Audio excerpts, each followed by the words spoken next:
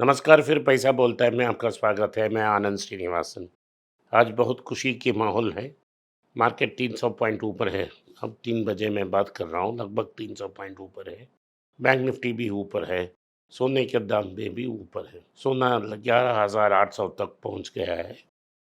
थोड़ा नीचे भी आ सकता है, ये अपर एंड में है। मार्केट अभी 2 दिन से ऊपर है, फिर से करेक्ट होगा, लेकिन नीचे ऊपर जाएगा। आज मार्केट ऊपर है। 3 दिन से अमेरिका में भी मार्केट ऊपर चल रही है। लेकिन जब ये सब समय जा रहा है, तो मार्केट में क्या और न्यूज़ हम देख सकते हैं। पहला मार्केट में न्यूज़ ये है, इस रैली में सॉफ्ट बैंक की दाम 40% गिर गई है। अक्टूबर के महीने में वो ऑल टाइम हाई तक गया था, वो 40% गिर गया है। मार्केट क्यों 40% गिर गया है? मार्केट इसीलिए 40% गिरा है क्योंकि उसमें सैम अल्टमैन की ओपन एआई में बहुत बड़ा स्टेक है। और क्योंकि अभी अल्फ़ाबेट ने 3 कारण के रूप से वो ओपन एआई को चैलेंज किया है। सॉफ्टबैंक की गिरावट ये कहती है कि मार्केट ओपन एआई की वैल्यूएशन को नीचे ला रही है। क्या-क्या किया गूगल ने?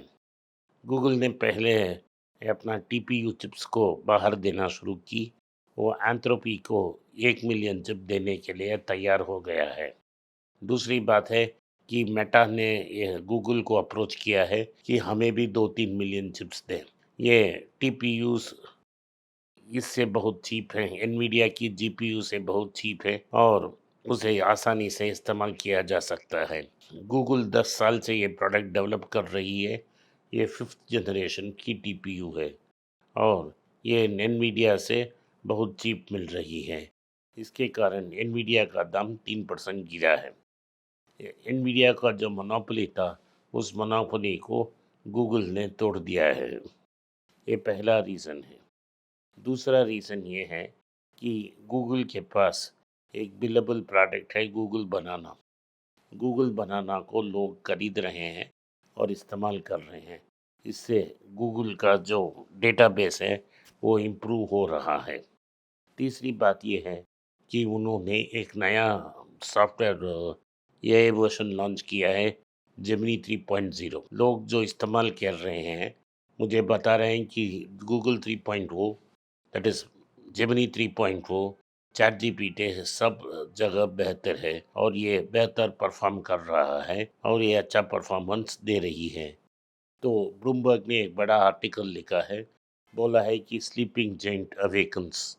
तो मैं इसको 1 ढाई साल पहले से ही गूगल को कंसिडर करने के लिए बोल रहा हूँ। मैंने $90 से इसको कंसिडर करता रहा, $140 तक। अब ये लगभग $323 तक पहुँच गया है। जो लोग मुझे अमेरिकन और जापानीज़ कंपनीज़ की बारे में मेरे लिस्ट के बारे जानना चाहते हैं, मेरे भाई विनोद श्रीनिवासन को इंस्टाग्राम में संपर्क कर सकते हैं। तो ये रहा गूगल के न्यूज़, सॉफ्टबैंक की न्यूज़, दोनों की न्यूज़ बुरे हैं। स्टॉक मार्केट ऊपर जा रही है। दूसरा एनवीडिया और सॉफ्टबैंक दोनों गिर रहे हैं। सिल्वर भी 2 रुपया ऊपर गया है, लेकिन जो बाइंग और सेलिंग प्राइस की डिफरेंस है वो जारी है। ये रहा इंटरनेशनल न्यूज़ की मार्केट। जब समय बहुत अच्छा है, दाम बहुत ज़्यादा होता है, तो प्रमोटर कुछ पैसा बाहर निकालना चाहता है। तो एयरटेल के प्रमोटर्स ने कल 0.56% अपनी स्टॉक बेची है और 7,200 करोड़ उन्होंने रेज़ की, ताकि दूसरी जगह पैसा को इन्वेस्ट करें। जब एक प्रमोटर अपना स्टॉक बेच रहा है, तो हमको संकेत दे रहा है कि ये स्टॉक वो समझता है बहुत एक्सपेंसिव है, ये वैल्यूएशन अनजस्टिफाइड है। सिंगटेल ने भी कुछ पैसे को बाहर निकाला था कुछ साल पहले, कुछ महीने पहले पैसा निकाला था, अब प्रमोटर भी पैसा निकाल रहा है। इस दोनों का संकेत ये है कि एयरटेल समझती है उनकी प्राइस बहुत ज़्यादा है, तो आप सावधानी से काम लें। दूसरी बात यह है कि टाटा मोटर्स की जो पैसेंजर व्हीकल कंपनी कहती है, मार्केट में सियारा की लॉन्च के बाद एसयूवी में उनका पोजीशन बहुत स्ट्रांग होगा, तगड़ा होगा और लगभग 30% ऑफ एसयूवी मार्केट टोटली वो कैप्चर कर बैठेगी। दूसरी बात ये कहा है कि वो एचपी ने दैट इज ह्यूलेट पैकर्ड ने 6000 लोगों को नौकरी से निकाल दी। टाटा पैसेंजर व्हीकल के चीफ शैलेश चंद्र ने कहा है कि अगर टाटा पैसेंजर व्हीकल 100 गाड़ियाँ बिकती हैं, उसमें 70 गाड़ियाँ 70% एसयूवी होगा।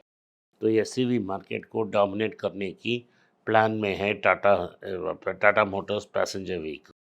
भारत में गिरती हुई इंटरेस्ट रेट को और क्योंकि जो computer science engineer RBI governor बने हैं, वो लगातार मार्केट में एंट्री करके रुपये को डिफेंड करने की कोशिश कर रहे हैं और कम इंटरेस्ट रेट कारण विदेश निवेश भारत लोग पैसा वापस नहीं बेच रहे हैं। इसीलिए H1 में जो एनआरआई डिपॉजिट्स हैं 40% गिरी है और मार्केट में उसे डिपॉजिट नहीं मिल रहे हैं क्योंकि रेट्स बहुत सस्ते हैं।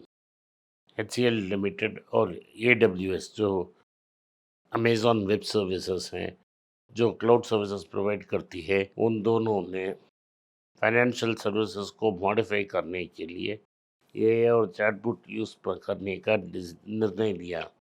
तो ये पहला डील है जो AWS और NST के बीच हो रही है। ज़ाइडस लाइफ साइंसेज को एक ड्रग का US FDA अप्रूवल मिल गया है। इससे उनकी टर्नओवर बढ़ सकती है, इसलिए उनकी स्टॉक भी बढ़ रही है।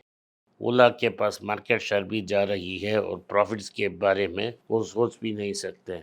तो इसीलिए भावेश अग्रवाल ने अनाउंस किया है कि वो होममेड बैटरीज बनाएंगे और उस होममेड बैटरीज को गाड़ी में यूज़ करेंगे ताकि कुछ प्रॉफिट्स को स्क्वीज कर सकें।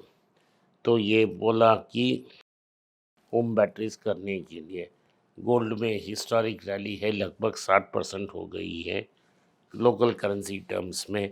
इस साल में लगभग 60% प्राइस इंक्रीज़ हुई है और फ़ायदा ही फ़ायदा है। तो लोग गोल्ड की रैली को चीयर कर रहे हैं और अपना प्रॉफिट ले रहे हैं।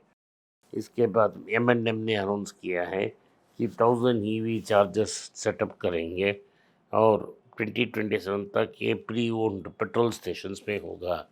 लेकिन इसका मतलब ये है कि M&M को दूसरी वेंडर से परमिशन लेना पड़ेगा। Mahindra and Mahindra domestic gas distributors हैं, उनसे परमिशन लेना पड़ेगा। महिंद्रा एंड महिंद्रा ने 1000 EV चार्जर्स की इंस्टॉलेशन के बारे में बात की। बजाज ने डिक्की नामनी की ई रिक्शा को 200 सिटीज़ में लॉन्च करना चाहते। अभी तक कुछ मार्केट्स में ही उन्होंने इलेक्ट्रिक ऑटो लॉन्च की थी। अब सारी जगह एक ही टाइम लॉन्च करते हुए मार्केटिंग ये पार्टनर को स्नफ आउट करना चाहती है। इन्फोसिस में जो बाईबैक हो रही है उसमें बड़ा नंबर आया है। बहुत सारे ओवर सब्सक्रिप्शन के बाद ये तय हुआ है कि एक शेयर के बदले 5 शेयर अप्लाई किए गए हैं, तो आपको लगभग 20% ऑफ दी स्टेक ही मिलेगा। सो 20% आपने जिनने अप्लाई की वही मिलेगा। दूसरी बात है कि आपके पास अगर 100 शेयर्स हैं, 10 से 15 ही मिल पाएगा, 20 भी मिलना बहुत मुश्किल है। ITC ने गोल्डफ्लेक्स की ट्रेडमार्क केस फिर से जीत ली है।